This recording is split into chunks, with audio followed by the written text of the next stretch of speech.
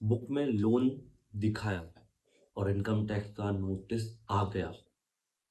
Section 68 के बारे में सुना तो होगा।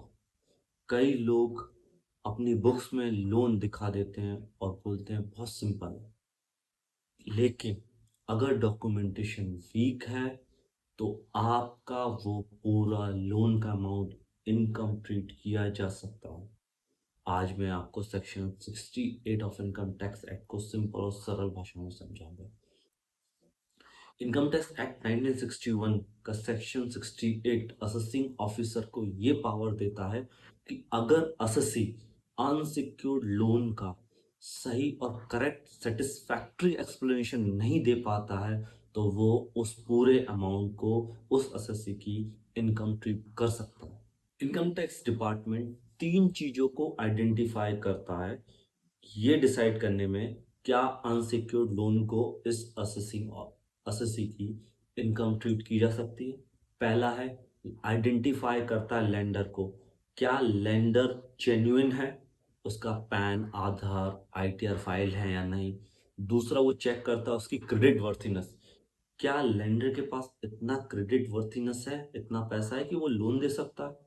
तीसरा वो जेन्युइननेस ऑफ ट्रांजैक्शन चेक करता है, क्या ये ट्रांजैक्शन बैंक के थ्रू रोटेट हुआ या प्रॉपर एग्रीमेंट बना है इस लोन को एज अ अनसिक्योर लोन दिखाने को या इस अमाउंट को अनसिक्योर लोन दिखाने को। अगर इन तीनों में से कोई भी चीज वीक निकली तो उसके पास पावर है सेक्शन 68 का यूज करने का। कॉमन मिस्टेक्स जो कई लोग करते हैं, कैश के ट्रांजैक्शंस को लोन दिखा देना, जो सबसे बड़ा मिस्टेक है। दूसरा, रिलेटिव के नाम पे लोन दिखा देना जिसके लिए कोई सपोर्टिंग डॉक्यूमेंट नहीं है हमारे पास। तीसरा, लेंडर जिससे लोन दिखाया वो अपना आईटीआर फाइल नहीं करता। Department AIS bank transactions bank profile credit worthiness सब कुछ चेक करता है उस अमाउंट को लोन ट्रीट करने के लिए। अगर हमारे पास लोन के प्रॉपर सपोर्टिंग डॉक्यूमेंट नहीं है तो क्या होगा, उस पूरे लोन अमाउंट को डिपार्टमेंट आपकी इनकम ट्रीट कर देगा और फिर उसके ऊपर नॉर्मल टैक्स कैलकुलेट करेगा। तीसरा, फिर वो इंटरेस्ट चार्ज करेगा सेक्शन 234 बी और सी में। तीसरा, फिर पेनाल्टी प्रोसीडिंग भी चालू कर देगा आपके अगेंस्ट। इसका मतलब यह है कि अगर आपने 20 लाख का लोन दिखाया तो वो 20 लाख पूरी आपकी इनकम ट्रीट कर देगा डिपार्टमेंट, अगर कोई भी एक डॉक्यूमेंट वीक हुआ तो।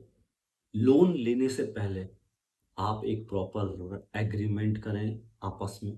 उस लोन जैसे लोन एग्रीमेंट, उसमें पैन कार्ड आप लेंडर का अपने पास रखें, उसके आईटीआर चेक करें, उसका बैंक